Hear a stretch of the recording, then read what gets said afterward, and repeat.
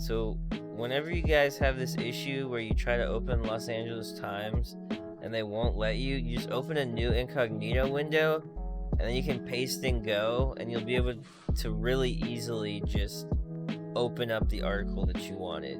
Why am I stealing from Los Angeles Times? Why doesn't Los Angeles Times hire brown people? Tell me that, and maybe then I'll tell you why I don't pay. The Oscars. It's about as white as every video game award show. Little less, maybe like 10% less. Which is actually, when you see it, it seems like a lot of difference, even though it's not really. The Oscars, though, they're trying, you can't say they're not trying, because now they have released a tweet that is detailing some new standards that a movie must abide by to be considered for Best Picture. Your movie now must be more inclusive if you want to be considered the best picture of the year. Now, this does not apply to any of the other categories, so it's kind of weird that they're making these standards just for Best Picture. Now, this does not go into effect until 2024, so you've got a couple of years to keep whitening it up, Oscars, just so you know. But Standard A is on-screen representation, themes, and narratives. So it must have one of the following criteria: a lead or significant supporting actors, which are either Asian, Hispanic, Latinx, Black/African American, Indigenous, Native American or Alaskan Native, Middle Eastern or North African, Native Hawaiian or other Pacific Islander, or any other underrepresented race or ethnicity. So you have to have at least one of your lead actors or one of your main supporting actors significantly in the movie has to be a minority. Now, there's a second standard that goes into that, which again is the ensemble cast, which says that at least 30% of actors in secondary minor roles have to be from either women, racial or ethnic groups, LGBTQ+, or people with cognitive or physical disabilities. Or if you're deaf or hard of hearing, that also counts.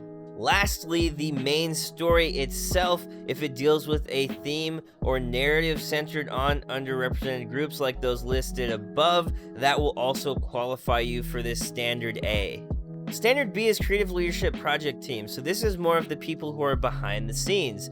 That means department heads or people who are in creative leadership positions, such as casting directors, cinematographers, composers, directors, editors, production designers. There's a whole list there. Must also come from those groups, and if you have people that are in that group in those leading positions, that qualifies you for Standard B. Now there's B2 under that category, which means you can also include people who are part of technical positions, excluding production assistants. And then there's, of course, B3, which is overall crew composition. So if at least 30% of your crew comes from these underrepresented groups, you're going to automatically get that Standard B. Standard C is a little less clear. It's less straightforward because what it is industry access and opportunities. So this means C1, paid internships and opportunities for people who come from those groups. C2 would be training opportunities and skill development for people who come from those groups.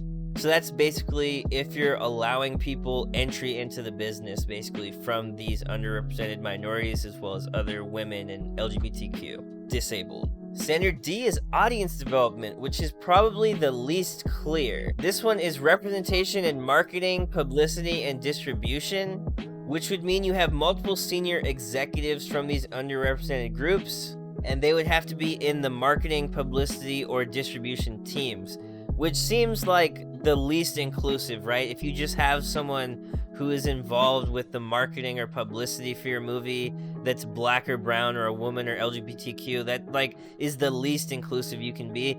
But you have to fit at least 2 of these criterias. So that would mean you have to have your on-screen representation, and you would have to have people involved with the marketing of it, which makes more sense. Or you could make opportunities available to the people who are working on your movie, as well as involving them behind the scenes in the creative process, which would still have like an appreciable effect on the inclusivity of the movie, right? Because by including people who are underrepresented in the creative process, you're gonna get ideas that you're not gonna get from straight white men. I mean, I have nothing against straight white men, but let's just be honest, it's mostly straight white men who are doing these things. That's why these inclusivity rules are going to exist. Woo! Okay, so now that you understand what's happening, do we think this is a good thing? Here at Higher Level Gaming, we care a lot about minority representation and about people who are underrepresented determine for themselves how they want to be portrayed on screen. That's of the utmost importance. Allowing Black and brown or LGBTQ and women directors and actors to tell their own stories. One of the recent bad examples of this not going that way is Shia LaBeouf in The Tax Collector, right? You have this great movie that has a lot of minorities, and that would definitely qualify for these standards. I'm not saying that that movie wasn't inclusive, but oftentimes you have someone who is white and they end up being the lead or the main draw for the movie when the movie is supposed to center around issues that affect other groups that are not straight white men, which is exactly what The Tax Collector is about. So I really think the movie could have done way better if they had just given the role to a Latino person. Not only would it have been more authentic, but Shia LaBeouf wouldn't have had to get that crazy chest tattoo that he has to live his entire life with for a shitty movie. Like, I feel bad for the man. Now, let's go to Twitter to see what the internet thinks about this. Right off the bat, you've got Tom Fitton here who says, "Communist critical race theory at the movies.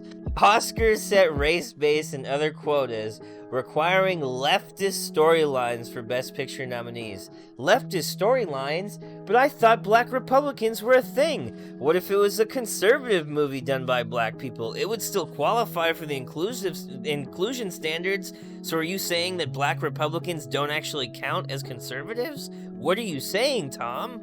I mean, my sarcastic response is very sarcastic, but the point is, just because someone's black or brown or a woman or LGBTQ does not mean they're a leftist or a communist. Candace Owens is still a thing, guys, if I'm not mistaken. I wish I was mistaken. No, I'm not mistaken. She's still a thing. I mean, honestly, your racism is showing if this is what you believe. What this has to do with is underrepresented people actually getting to show up on screen and having to do with the movie industry. At Anthelonius on Twitter said, "I wish the new Oscar rules said, and your stories about an oppressed group can't just be trauma porn, because I'm not really jazzed about seeing more BIPOC or LGBTQ stories if they're all about suffering people who likely die in the end." I don't necessarily agree with that. If you want to do a movie about slavery, or if you want to do a movie about the Mexican-American War and the displacement of Mexican landowners, I would not have a problem with that. I think these are stories that many Americans, clearly, based upon the state of our politics, are totally unaware of. They don't think about these kinds of things.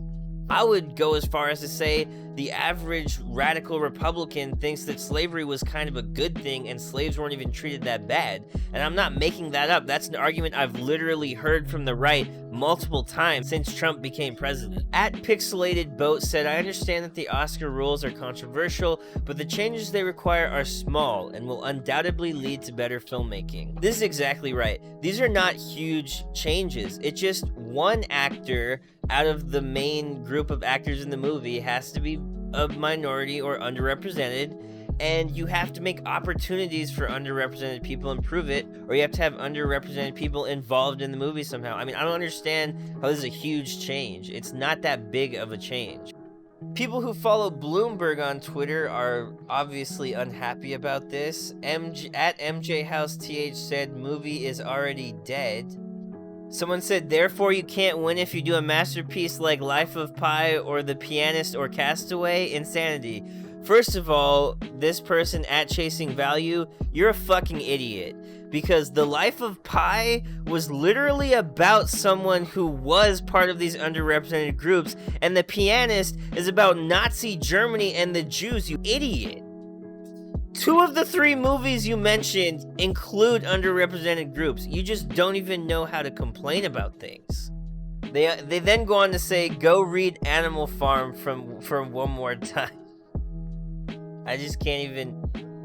You want to see some Animal Farm stuff? Why don't you talk about how Trump wants to cut Medicaid and Medicare? Because those are the programs that support our seniors. And I remember in Animal Farm, they sent the horse to the butcher shop at the end of the book because he was no longer productive. And that's exactly what your president wants to do. So don't start talking to us liberals about fucking Animal Farm, buddy. Someone said, there goes movies about British royalty, a Hollywood favorite. I am personally sick of British people in American movies. I said it. Sorry. Tom Holland, I love you, but it's true. Other people are going from reactions like, how ridiculous, to the end of the Oscars and blah, blah, blah, blah, blah. There's only one caveat to this whole discussion, and that is the concept of if a movie has to be inclusive to be the best movie of that year. And I would argue that it does not necessarily need to be inclusive to be the best movie of the year. I don't think that's necessarily true.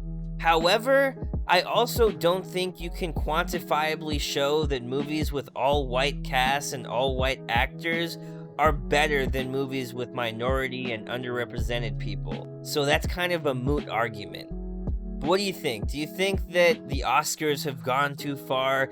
Do you think democratic liberalism has tainted movies forever now? Or do you support their decision and are excited to see more inclusive pictures in the future? Whatever you think, let me know down in the comments below. This has been a news update by Higher Level Gaming. We do a lot of issues like this that are going on in the gaming industry, so if that's at all interesting to you, or if you like these kinds of videos, why not consider subscribing or giving us a like? But above all else, go watch some movies and have a nice day.